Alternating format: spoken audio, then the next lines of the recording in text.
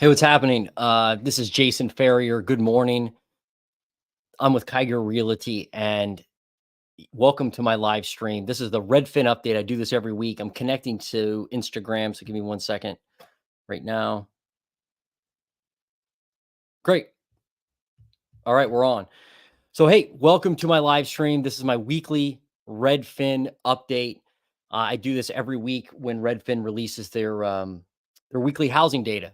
And it's a good chance for us to keep our fingers on the pulse of what's happening with real estate across the country. And then at the end of the video, I always dive into the local Columbus and Central Ohio market with the Redfin data. They update the Metro data every week too. So you can follow along with me. You can go to the Redfin website, and the link will be in my description below. And you can basically, go to the weekly housing data and get the update yourself, or you have the pleasure of listening to me. Okay, so let's get started. All right, hopefully you can see that. Let me do this one. There we go. I like that one better. All right. So the title, gotta move this a little bit. Title of this week's Redfin update is Housing Market Update. Pending sales post biggest decline in 4 months, dampened by rising mortgage rates. The funny thing is they actually, again, go into how the winter weather is keeping people off, out of the houses and on the sidelines. I don't know why they keep talking about winter weather. Winter happens every year. It's not that cold this year. At least it's not in Ohio. So I don't know why that would be a headline, but I guess it is. All right. So we'll dive into the article real quick. High mortgage rates and harsh weather are pushing down home sales, but some house hunters are touring and getting a feel for the market. I don't really, that again, the strange way to intro the article. The bumpy start of 2024's housing market continues, with daily average mortgage rates posting their biggest 1 day increase in over a year on February 2nd. The jump came after a hotter than expected January jobs report and the Fed's confirmation that they're unlikely to cut interest rates in the next 2 months, which means mortgage rates will probably remain elevated near their current level for at least that long. I'd love to know from you, like, do you think mortgage rates are going to come down underneath 6%? Right now, they're just under 7% for a 30-year mortgage rate. I checked last night from Mortgage News Daily. I think they were like 6.95%. So do you think they're actually going to drop, below 6%? Are they going to stay above 6% all year? Comment below. I'd love to know what you think. Rising home prices are exacerbating rising rates, with a typical monthly mortgage payment just under $100 shy of October's all-time high. The median U.S. sale price rose 5.4% year over year during the 4 weeks ending February 4th, the biggest increase in over a year. High housing costs are pricing out many would-be home buyers. Pending sales are down 8%, the biggest decline in 4 months. There are also a few other contributors to sales falling. Harsh winter weather in the first half of January delayed a lot of home buying deals, and pending sales were improving at a time last year as mortgage rates temporarily dropped. Still, some house hunters are at least getting a feel for the market.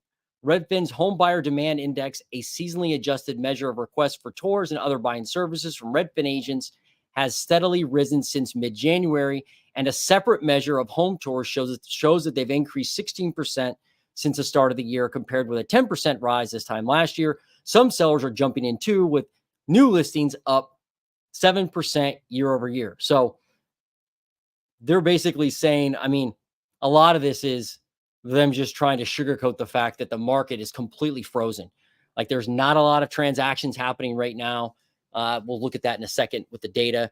And in general, things are just kind of like, they're frozen and stagnant. And I think these guys are just, they have to come up with something, some type of narrative in their article. They can't just say, hey, sales suck. Nobody's selling. Not a lot of people are buying right now. So, it is what it is. They can't say that. I wish I was in charge of Redfin. I would say that. All right. Leading indicators. So we talked about the daily 30-year fixed average mortgage rate. You can see that right here, 6.92% as of February 7th, up from 6.75 a week earlier, and up from 6.39% from a year. It's a year over year change, up from 6.39%. All right, let's skip down to mortgage purchase applications, down 1% from a week earlier, up 3% from a month earlier as of week ending February 2nd. So mortgage applications really aren't increasing now that we're hitting, February and heading to spring. I would say, you know, that's actually kind of alarming when you think about the fact that, you know, this time of the year, normally people are out there buying more. Mortgage applications are normally increasing, since they were probably down during the winter and holiday season. But now they're actually, they're kind of flat. They're actually down 19% year over year, but really not much change from just a week earlier and a month earlier. Redfin Home Buyer Demand Index. This is that funny thing they like to create where they kind of create their own index.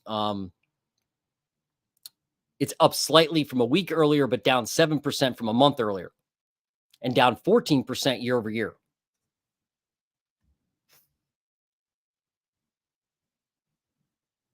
So I guess demand is up slightly according to the demand index from Redfin from a week earlier, but still down 14% year over year.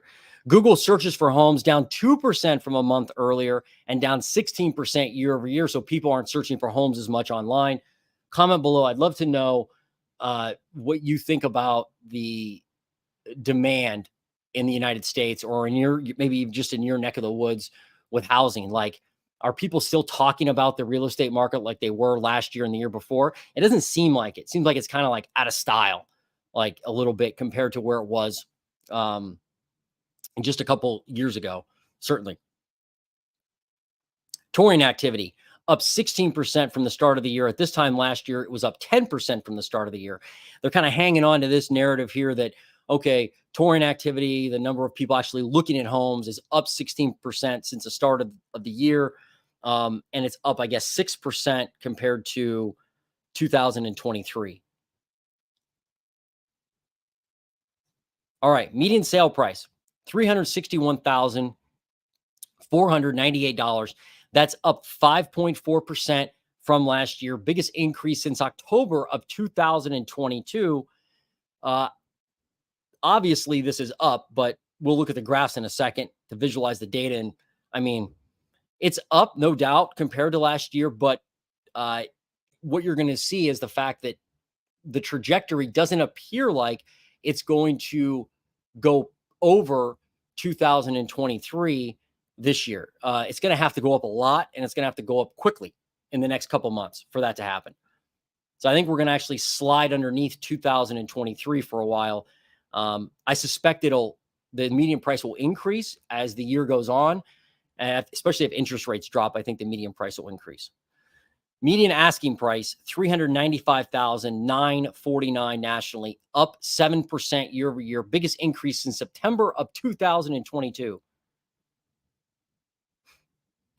Median monthly mortgage payment, $2,607, down roughly $100, $110 from an all-time high set in October of 2023, but up roughly $250 from the 4 weeks ending December 31st. So there's no doubt that, mortgage payments are high. I mean, at one point, I think that we were down like $300 or $500 compared to last year or compared to the all-time high. But now we're, basically flat. Not much of a savings there. Pending sales down 7.8%. So pending sales are down, and you're going to see the next stat here. New listings up 6.6%. So new listings are up, pending sales are down. Active listings are down 3.5%. People scratch their head and go, how can active listings be down like that? Pending sales be down as much as 7.8% and new listings be up 6.6%, meaning we're adding more inventory to the market than we did last year at this time. But the number of houses for sale is down, but pending sales are down too. And I say this on every live, a lot of my videos on YouTube. I say this, hey, look at the data. If there's a lot of houses on the market that are sitting there that aren't moving because of one of maybe three things. One, the house is a piece of crap. Nobody wants it. Number two, it's just overpriced. Maybe it's just a house that's overpriced. I guess that could be a combination, right? House could be overpriced and kind of a, POS. But the other part is sellers are testing the market. I see a lot of listings out there.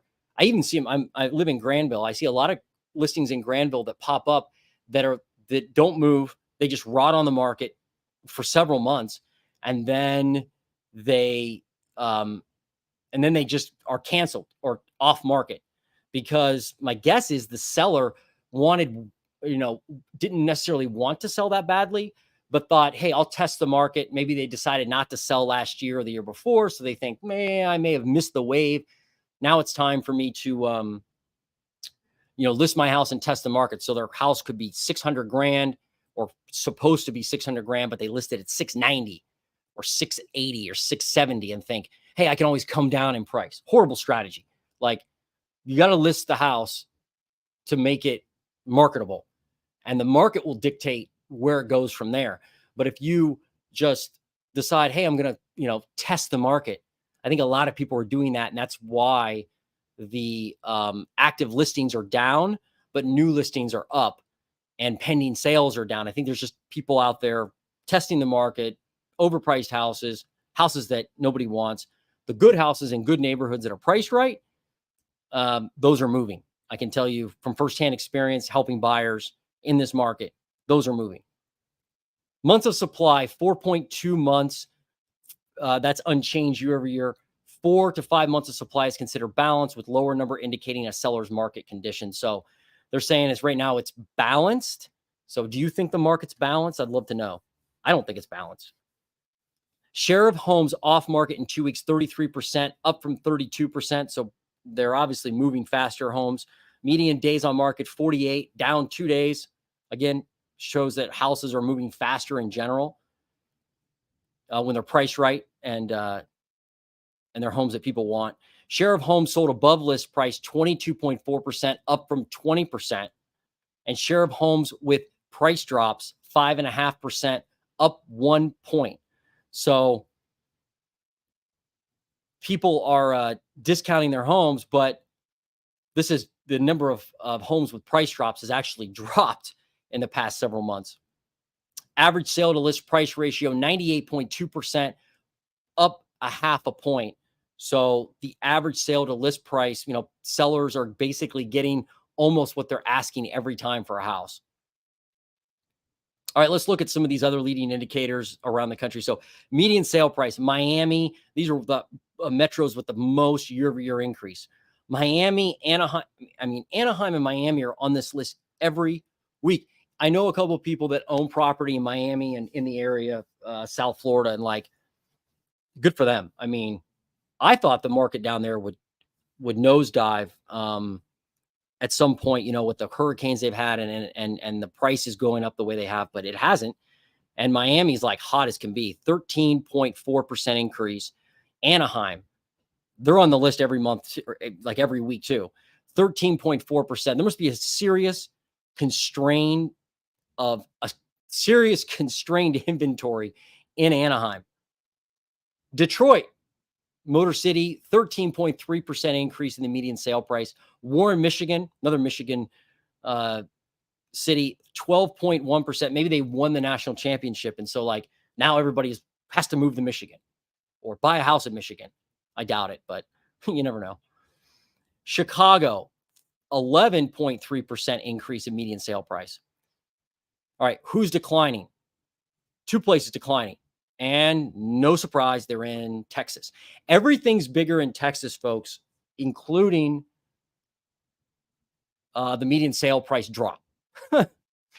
So before they leave the United States, before Texas decides to leave the United States, maybe they want to get their housing market in order. All right, pending sales up the most in San Jose, San Francisco, Anaheim, Riverside, and Columbus, Ohio. 0.2% increase in pending sales. Big increase, right? And it's down the most in San Antonio, Portland, Nashville, New Brunswick, Tennessee, and Houston, 18.5% in Houston down. New listings, the most are in Dallas, Miami, Jacksonville, Fort Lauderdale, and San Diego. All right, let's visualize some of the data, and then we'll get to the Columbus market. All right, 4-week rolling average. So you can see the orange line is 2023. 2024 is this blue line, and we're up 5.4% year over year. Definitely more than last year. But look, I mean, it doesn't take a rocket scientist to see like this could keep going up and eclipse 2023. But it's also possible this just cuts right through this. We actually end, maybe we end up here somewhere at the end of the year, because I do think we're going to end up year over year. But my call is actually 3 to 5% increase nationally is where I think we'll end up. So we could end up over here, but right now it's like, it's very possible we cut underneath it for a while, underneath 2023. Who knows? We'll see as the year continues. Median asking price up 7%. I mean, look at that skyrocket, up 7% year over year. People are asking more for their houses. And again, that just goes to my theory that I think a lot of people are testing the market, and they may be thinking they can sell their house more than they should be listing their house for. Higher home buyer housing payments up 11% year over year. Not good. If you're buying a house right now, I feel for you. The rates stink. Prices are high. Not a lot of inventory, and sellers are generally getting what they want for the houses. Pending sales up down 8% year over year. I mean, it's miserable for overall for agents, title agencies, mortgage brokers, maybe even home inspectors. It's probably not having a great 2024 so far. New listings of homes up 7%. You can see that right here. So it is up versus last year, but we need a load of houses to get to pre-pandemic levels. We're at like 750,000 active listings right now. We need like over 1 million to just get back to where we were just before the pandemic. And to get to normal inventory levels, we need a lot more than that. So just because it's up 7% doesn't mean a whole lot. Active listings, much to the chagrin of a lot of people on YouTube and a lot of people that you hear like Danielle DiMartino Booth. I don't know if you guys follow her, if you know her on YouTube, but like she's like, hey, sales are the inventory skyrocketing. The other one would be like real estate mindset. I love Travis. Like I love listening to him because he's entertaining. But his theories about like active listings and inventory, it's just hilarious. The other one is Melody Wright. They're like hoping for like this crash of housing prices. But we haven't seen it so far. 4.2 months of supply available on the market. I mean, if you look, it's no doubt skyrocketing, like it's going up. Oh, and then it's obviously more than it was last year. Oh, no, it's flat. 4.2 months of supply year. Oh, got the wrong line. It's the blue line I'm looking at, folks. All right. 4.2 months of supply. No increase compared to last year. I mean, look at where the months of supply were like back in 2021. Way down. 33% of pending sales under contract within 2 weeks. I'm going to skip down here. Look at this one. Average home sold for 98.2% of final list price, which seems like a lot. When you compare it to last year, it's more. Compare it to 21 and 22, a lot less. So, I mean, at this time in 2022, homes were selling over 100% of list price every time. It looked like basically every time. Home buyer demand index. This is their like specialized algorithm they use. They come up with down 14% year over year. I'm not sure I put much stock into that. Okay, so that's the Redfin data for the national perspective. Let's jump into the Columbus market.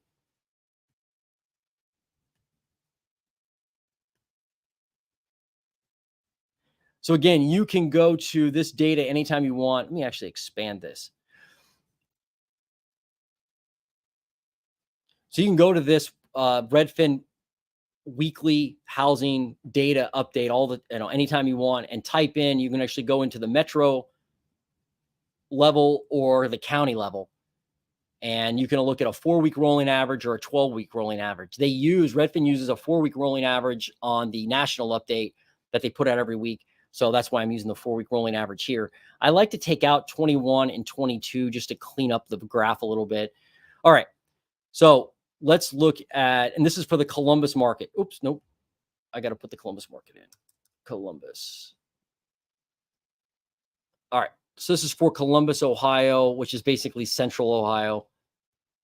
And let's start with median sale price. So median sale price is $306,000 as of ending at the end of January, actually.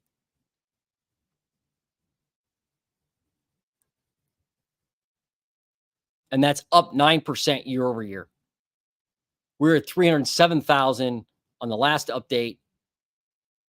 And before that, 312, before that, 314. So it's kind of playing in this area here. You can see last year where we were, we were down here at $281,000. Well, look where we peaked, 341, 341. I think that was the all-time high for Central Ohio back in July of 2023.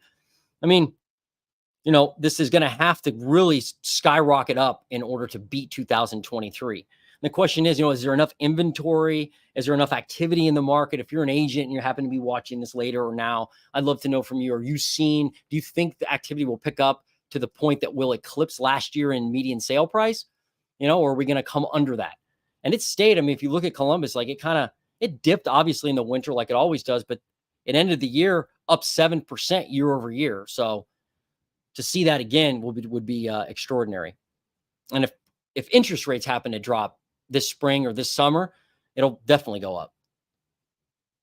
All right, let's look at new listings. How many new listings are hitting the market? It's basically flat, 0.8% year over year increase. Really nothing special there. And let's look at active inventory, active listings. Remember, this is Redfin data. They say they pull it from the MLS, but I'm betting that the MLS shows a slightly different information. This is 0.26% year over year increase in active listings. So again, active listings and new listings are completely flat versus last year in Columbus. So active inventory isn't skyrocketing. And if you don't see active inventory skyrocketing, if you don't see new listings skyrocketing, and pending sales and the number of homes sold dropping substantially so that inventory number can build, you're just not going to see those price drops. And that's just a law of supply and demand. That's just all it is. Let's look at